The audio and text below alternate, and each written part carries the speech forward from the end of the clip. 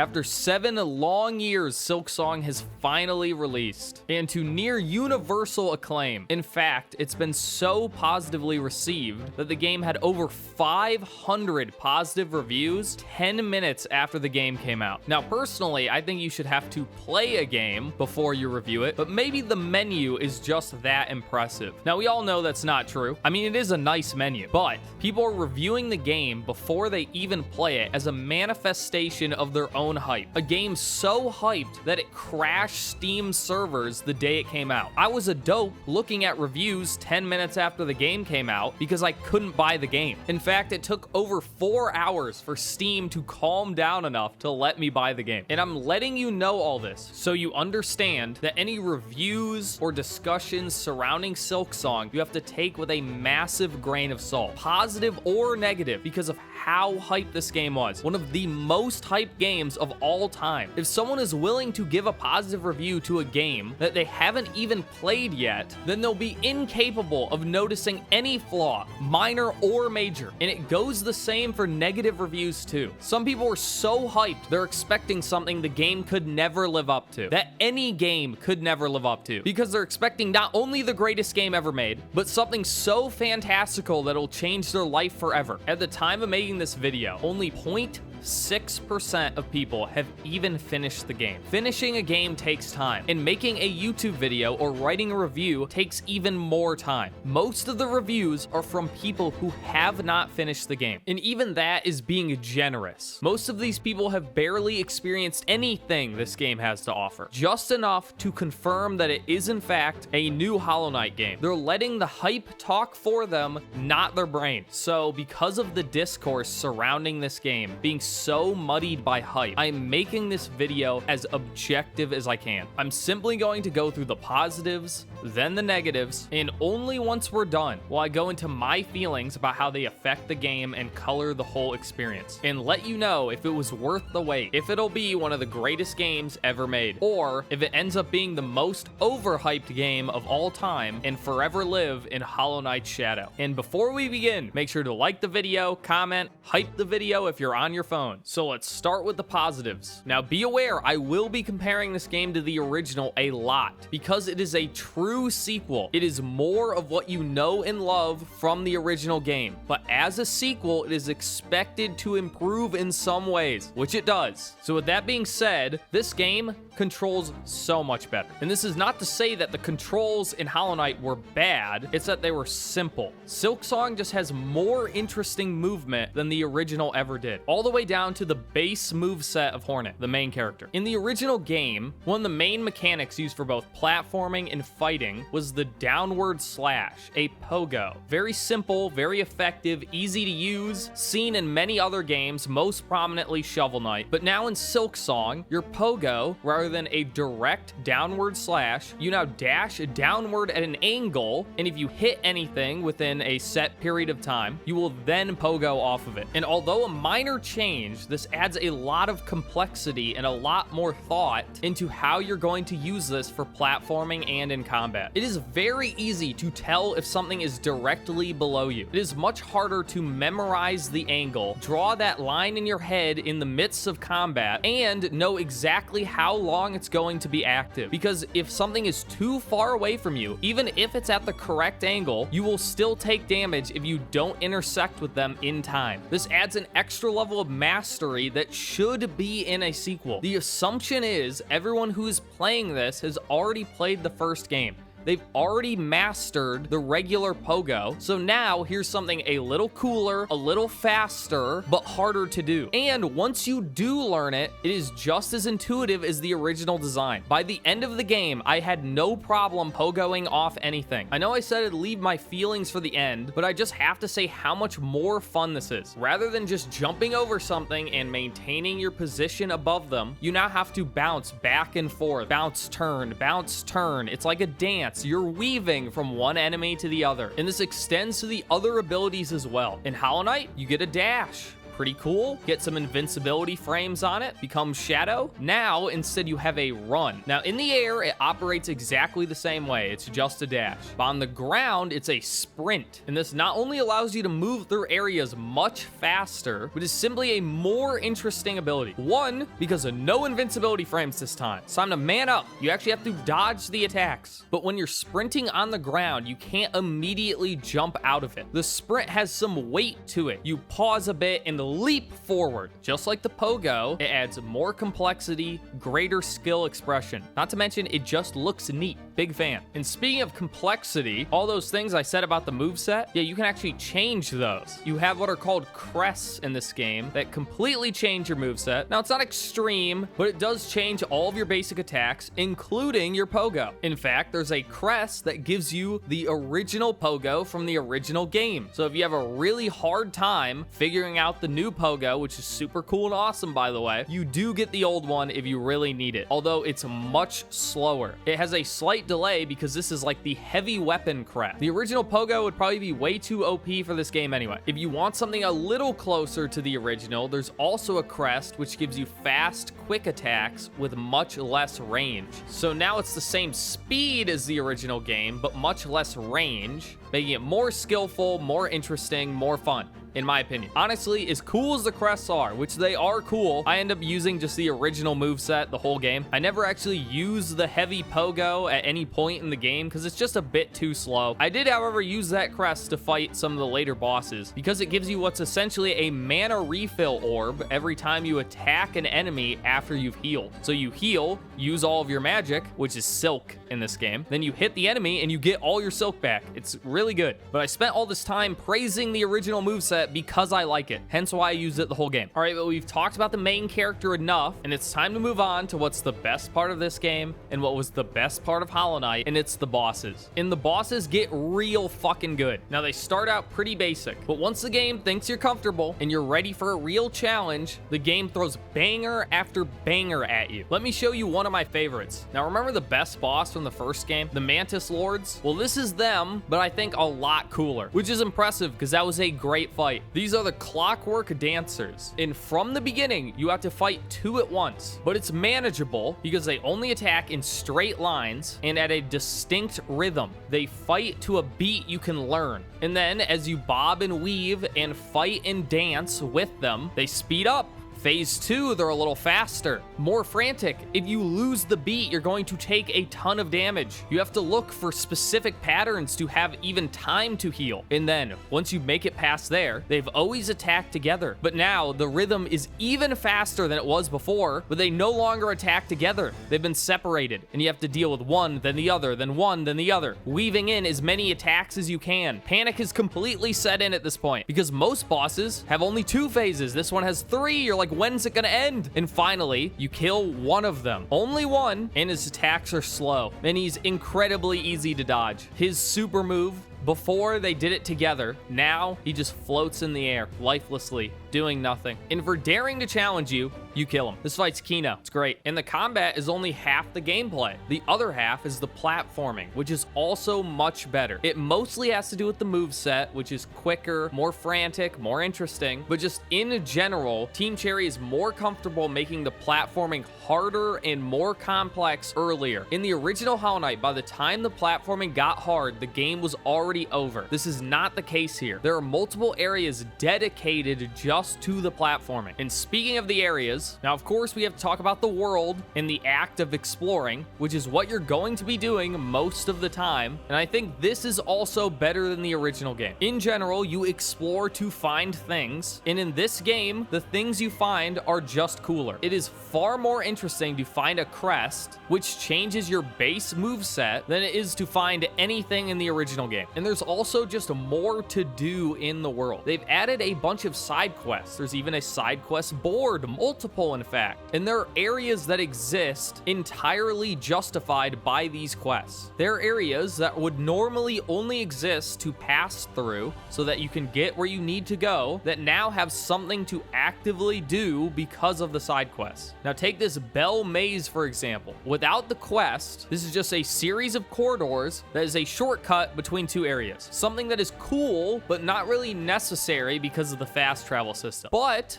there is a quest where you must collect silver bells, and those silver bells are strewn throughout this area, giving you a reason to comb through, fight all the enemies, and interact with the game. Now, it's nothing crazy, but the game is fun to play, so giving me an excuse to play the game and interact with the environment is appreciated. And now this example was just a fetch quest, but there are quests that involve more diverse gameplay, like tracking down and saving a shopkeeper, or of course, some bosses you have to fight to complete the side quests. And ignoring all the things in the world itself is better. The areas themselves are simply more diverse and more distinct. They have unique game mechanics as well as being more visually different. The visuals you can see for yourself, but the mechanics, you have areas where it's cold and you take damage over time. You have areas that are windy that affects your platforming. There are areas where you can't stand on the ground too long or you'll be burned, so you have to move quickly. There's a Lost Woods area where it's a puzzle on how you can progress through it. And obviously I'm not naming everything here. Just know that in general, the areas are far more distinct. And I think it makes exploring far more interesting when you know the new area you've discovered will provide unique gameplay opportunities. And not just from new enemies, because that is expected. There's a reason why every game ever has a snow level and a desert level and a forest level, because variety is interesting. And the more distinct those areas are, the more powerful the effect. So in general, the world has more to do, better things to find, and more interesting areas to explore. Moving on from the positives, or at least the things I think are direct improvements from the original game, here's some things I'm just neutral on. The story, it's like slightly more involved than the original game, but still not much. The main character being able to talk doesn't really add anything, but it doesn't really take anything away either. I don't think removing all of the dialogue would improve the game. It is nice to have some flavor, but I honestly don't think I would notice if they did. As an added part of your moveset, Hornet can now use tools, which are basically sub-weapons from Castlevania, and they're fine. They use a secondary resource that's kind of like money, so I really only use them when that resource was maxed out, because I'm one of those people who saves everything for the final boss. And despite doing that, I didn't even use them on the final boss because it uses this limited resource even if you die. So I didn't want to waste it on attempts that might not have succeeded, and I just kind of beat the boss having never used it. Oh well. Not to say they're useless, they seem really good, it's just not really my playstyle. A lot of the unlocks are exactly the same as they were in Hollow Knight. As an example, there's the double jump. It's the same double jump from the first game. This doesn't bother me at all because this is extremely normal for any Metroidvania. If you've ever played a Metroid game, you have to unlock the missile expansion every single game. It's not that big of a deal, and I think it's about time we get to the negatives. But before I do, I want to go over the critiques that I keep hearing but don't really agree with. An obvious one is the pogo. A lot of people want the original pogo back, which you can unlock, but I think the new one is better and more interesting, but people aren't giving the time to get used to it, or they're just entirely unwilling to learn. There's been a lot of complaints on the difficulty in general, which I find very strange because this is a sequel. It is intended that you have played through all of Hollow Knight, so it should be harder than the end of Hollow Knight. I got a lot of pushback when I said Hollow Knight was easy. Now I see who it's coming from. If you thought Hollow Knight was hard, you're going to have a real rough time with this one, but I think it's a perfectly fair challenge. You can do it. It's not that bad. What ties into this is the complaint that everything does 2 damage. It's not everything. It's just most things. Basically, every attack does 2 damage. But if you just walk into an enemy or some traps will do 1. I think this is perfectly reasonable considering you can have what's essentially infinite health. As long as you keep hitting your target and you know when you're allowed to heal, you have infinity health. So who cares if it does 2 damage? If it doesn't kill you in 1 hit, you're fine. There's also the complaint of no checkpoints before bosses, that you have to run past a bunch of enemies rather than just getting to try the boss again immediately, which I'll just tell you this. If you're needing to do that, you just need to look a little closer for the checkpoints. There's almost always a bench near a boss. The run back should really never be more than 30 seconds, which you need that time to breathe and relax and think about what you're supposed to be learning. And those are probably the most common complaints I've been hearing. Not too big of a surprise that most of them have to do with difficulty, given this game is harder than the original. Now, before I get into what are the negatives of this game, make sure to like,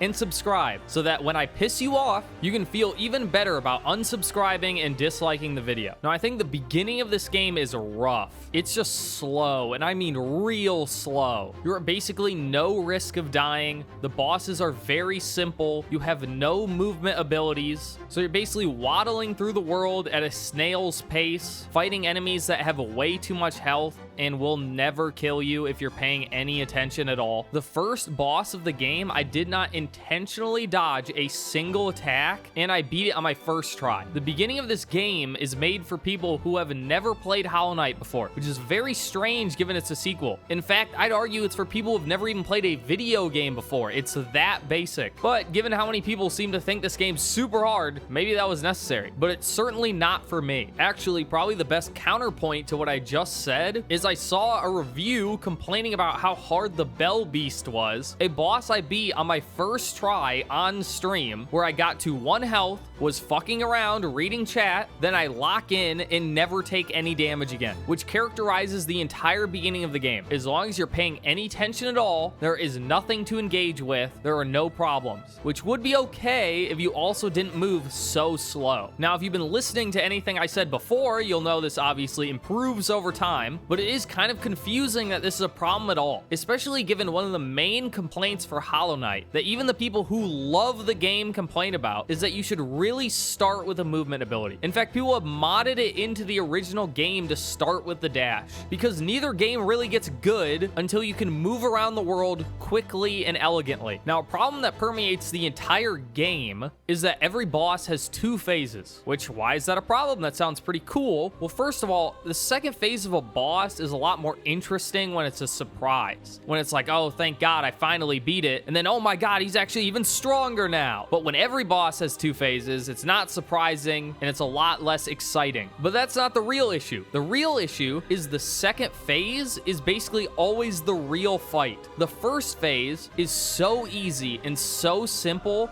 that it's basically a cutscene that you have to sit through before you get to the fun part. This is especially bad when you've lost to a boss a bunch of times, and every time you want to retry the part you failed, you have to run your way all the way back to the boss, sit through the opening cutscene of the boss, then play through a full phase that you will never die to, and it doesn't even matter how much damage you take because you have infinite healing. And this part's so easy that you will always have full silk by the time you get to the second phase. In fact, if you don't have full silk, the phase transition gives you time to hit the boss to then get to full silk, making that first phase essentially pointless. Now, not every boss has a bad first phase, but at the very least, the vast majority are so significantly easier than their second, more interesting phase that they would be better off removed. That way, the bosses that are more justified in having 2 stages become even more special. Another issue which is much more pronounced in the beginning of the game are the enemies. In general, the majority of enemies are very simple and have a lot of health, meaning while you're fighting them, you have long since mastered their patterns before you even kill one, let alone the 10-20 that you end up killing over the course of the game. This gets better throughout the game as the enemies become more complex and you get damage upgrades so they're not so tanky, but I'd say for the majority of the game, enemies give too little rewards and have too much health to be worth fighting at all. So for the most part, you just run past them, and they're only worth fighting to either fill out your beast journal or to get some silk back to heal. I think the real problem here is the vast majority of enemies you fight exactly the same way. Every flying enemy, you get under them and attack upward. Every ground enemy, you smack and run backward. Or you maybe pogo off them. But that's it until you get to the late game enemies, which have unique attacks and combos. I think this is just another issue that has to do with dumbing down the beginning of the game, except this really persists through most of the game. Now, luckily, a lot of this is supplemented by the level design, which can make the simple enemies more threatening by putting you in confined spaces or forcing you into awkward situations. But for the most part, the little enemies aren't great and can just be completely ignored. And I'd say in general, the combat is very good, but what holds it back a little bit is your attacks feel like they have no impact at all.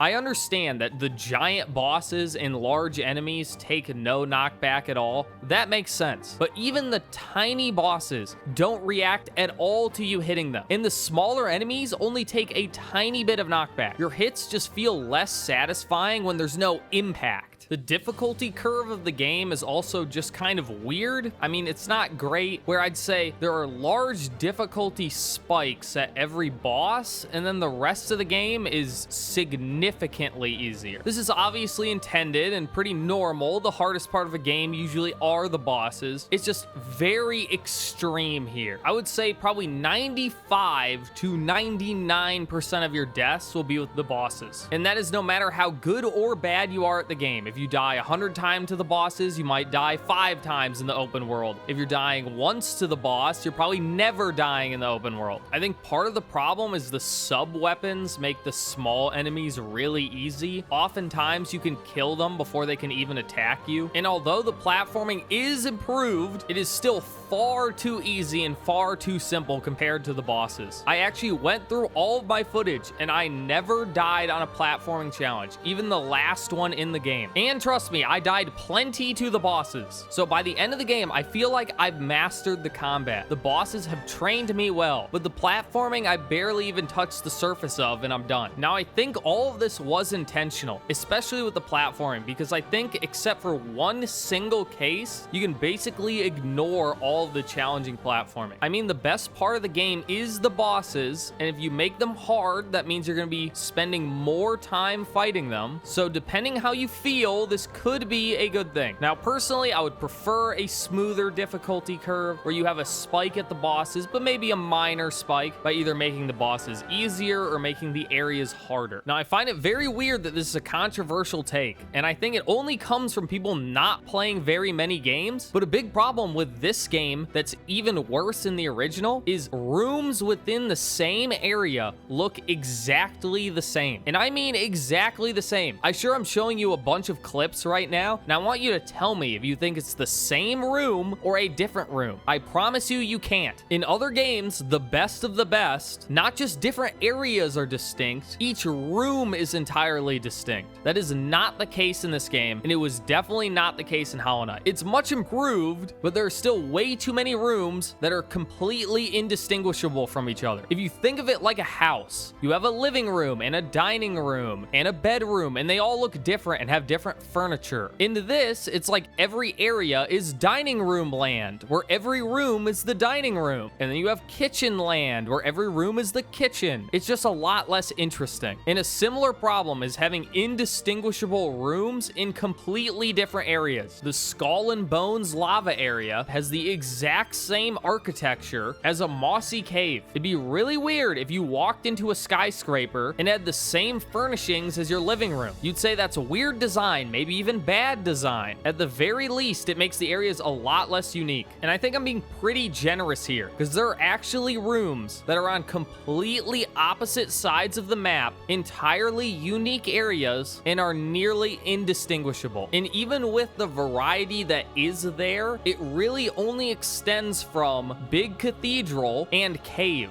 And you get different flavors of Cave.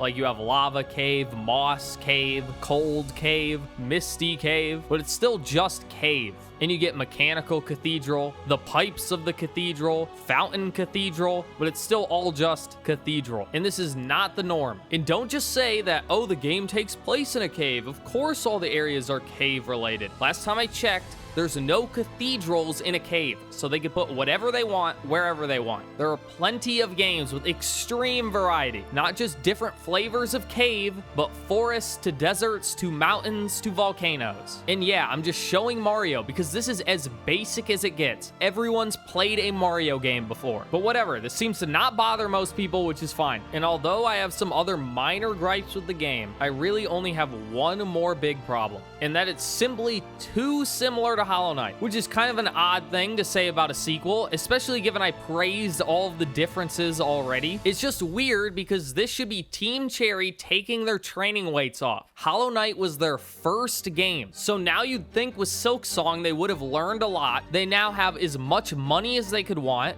They certainly took as much time as they needed, and yet for the most part, it's just more Hollow Knight. It's not even any bigger than Hollow Knight is. That's what you want from a sequel, bigger and better, but if you include the DLC, it's probably smaller than the original. It took me 14 hours to beat the game, and although I didn't do everything, I also wasn't going very fast. So despite not really being hyped for the game, I still expected a greater leap from the first game. At least something more grand, something that showed that more time and more money went into the game, and I just don't see it. Now, before I get to my thoughts on the game as a whole and how all these positives and negatives come together, I want to talk about Hollow Knight for just a little bit. Now, if you couldn't tell by now, I don't think Hollow Knight is the greatest game ever made. I don't think it's a bad game. In fact, I like it, and I do think it's good, but I don't think it's perfect, and I certainly don't think it's the best Metroidvania. It's funny, if you ask any Hollow Knight fan, they'll tell you it's the best Metroidvania ever, it's one of the greatest games ever, but if you ask a fan of Metroidvanias who's just played a lot of this type of game, they'll say it's okay at best. Narelle famously reviews a ton of Metroidvanias, and people lost their mind when he gave it a 7 out of 10. But that seems to be the common opinion among people who have played a lot of games in general, because Hollow Knight is baby's first Metroidvania. It is very easy. It is so funny how many people are saying Hollow Knight is tough but fair, and then complaining about Silksong's difficulty. The reality is Silksong is not much more difficult than Hollow Knight, it's just not so basic. I just wonder what you think is more likely, that a team of 3 people making their first game together somehow makes the greatest game of all time, or maybe you just don't have enough experience with games. I know what sounds more reasonable to me, and it'd be real easy to prove me wrong by just playing other games. But for some reason, Hollow Knight dick suckers just refuse to do so. But Silksong is a better game than Hollow Knight. So just because Hollow Knight is a 7 out of 10 does not make Silksong bad. So which is it? Was Silksong worth the wait, or is it a massive disappointment? Bruh, this game mid, for real, no cap, bussin'. Nah, dog. This game ain't it. It's okay. It's a mediocre Metroidvania, nothing special at all. Honestly, most of the praise I gave this game was painful to do. I could barely do it with a straight face, because it felt like patting a child on the back. This is the bare minimum. Oh man, the areas are slightly different. Oh, sometimes you can tell rooms apart. The bosses aren't all shit. Here's one good one. The game's not bad, don't get me wrong. I still had fun, but really the bosses are the only part of the game worth playing, and there's only a handful of good ones. The platforming is fun, but there's barely any of it. You know how I said the beginning of the game was slow, easy, and boring, not interesting at all? Yeah, by beginning, I meant about 75% of the game. The game is Act 1 and Act 2. Act 1 is basically all bad, and it's the majority of the game. Once the game gets interesting, it's basically over. You get one cool platforming challenge, one cool boss, and then it's over. I called this shit perfectly. They were not working on this game for 7 years. They did not spend $30 million on the game. I don't think they spent any more money on this game than they spent on Hollow Knight. And I don't think they spent any more time on it either. Remember, they already had the foundations of the first game, and Silksong is about 90% the same, so it should take less time to make more content, or if they weren't going to make more content, it should be significantly different from the first game, which it isn't. So how could it take this long? The answer is it didn't. I guarantee you, they made a shit ton of money, decided they never were going to work again. At some point, for whatever reason, they felt the pressure to release Silksong, so they rushed the development in a year, maybe 2, and then they just shat out the game when they felt like they needed money.